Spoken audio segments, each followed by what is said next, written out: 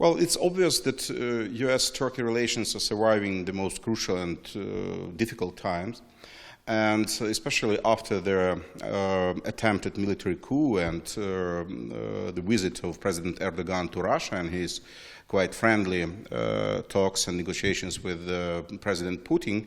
There were a lot of rumors of the possible major shift in the Turkish foreign policy. But what we see right now is that the US Vice President is not just coming to discuss the most difficult issues of Turkish-American relations, like the extradition of the religious leader Fethullah Gülen, but also it coincides in time, and I have no doubt that it's not just a coincidence, that the same day the Vice President Biden was visiting Ankara.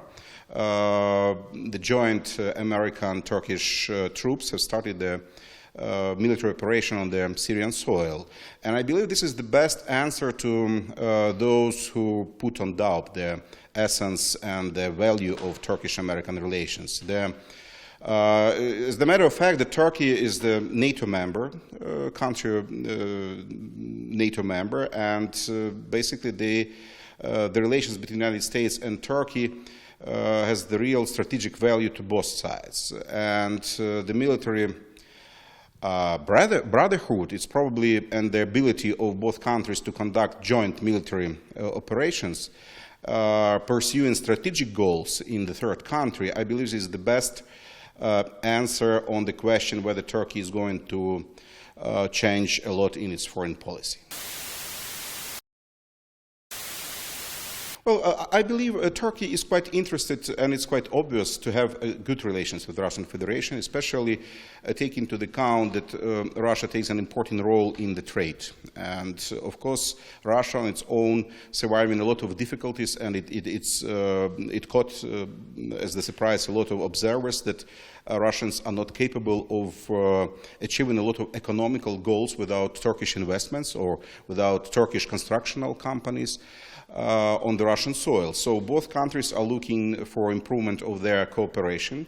But of course, they're trying to overcome the most dramatic episode in their history, the situation with the Russian bomber that had been shot down by the Turkish air defense.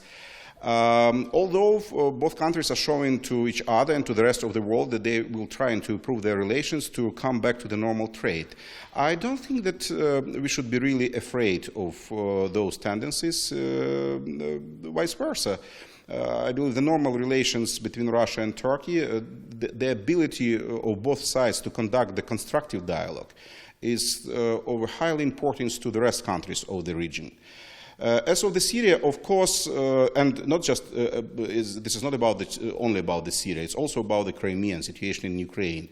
The differences, and some profound differences in positions of both countries, I mean, position of Turkey and Russia, will stay on.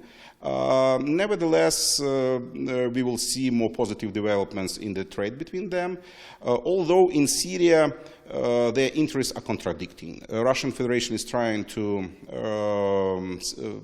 basically to save the regime of President Bashar Assad, while Turkey's strategic objective is to achieve peace in Syria, and they do not believe that peace in Syria is possible with Bashar Assad. I believe at the moment both countries will try to create a picture of normal good relations and to allow us to believe that everything is fine in their relations. They will not be really too much of the emphasis on the problems and differences in their position. So they will be talking less about Crimea and Syria, for example, but in reality, so those differences will stay on and will create the major problem on the way of creation of something that some Russian observers are calling on, like triangle, Moscow, Ankara, Tehran.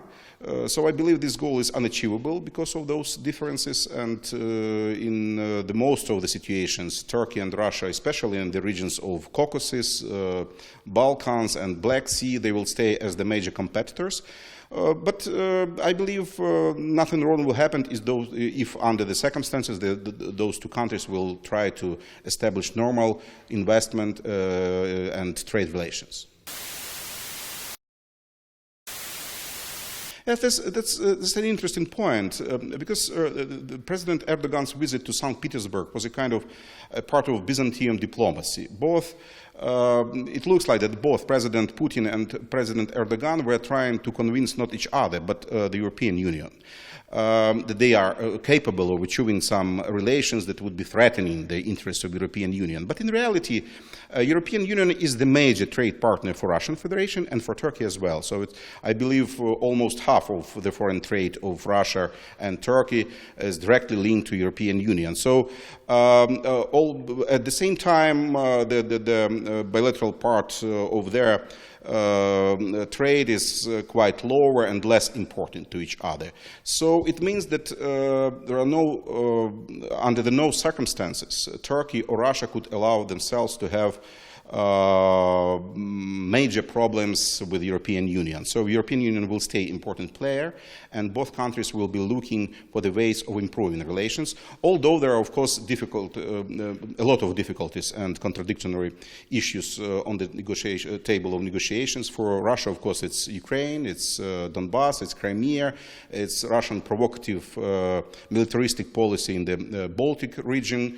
For Turkey, of course, there are much more as the human rights, is their plans to restore the capital punishments, so the state of democracy, the situation with immigration, and much more. And of course, the unbelievable story of 50 years of negotiations about the Turkish prospective membership in EU.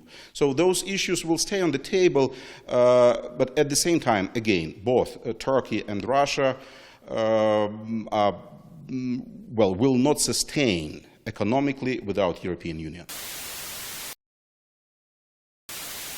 Turkey is staying on the crossroads, and none of the roads that they are to choose are really leading to democracy and the rule of law. Turkey is surviving an unbelievably dramatic period in its history when two, let's say, fighting parties, if we can call them, like President Erdogan and his major opponent, Fethullah Gülen, are trying to change the country, but they're using the mechanism that cannot be tolerated by the civilized society.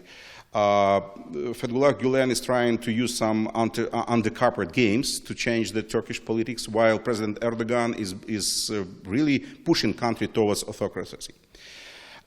So it looks like that President Erdogan will use the moment, the fact that he defeated the plotters, to reshape constitution, to change the constitution, to provide more constitutional authority to the presidential institution, basically to himself.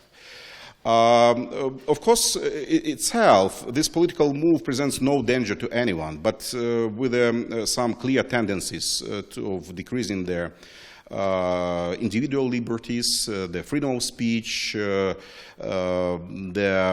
very well explained and reported pressure on the political opponents, attempts to reshape the political field of the country by not really acceptable means by President Erdogan, of course, is the matter of concern, especially also the disputed plans to re-establish the death penalty.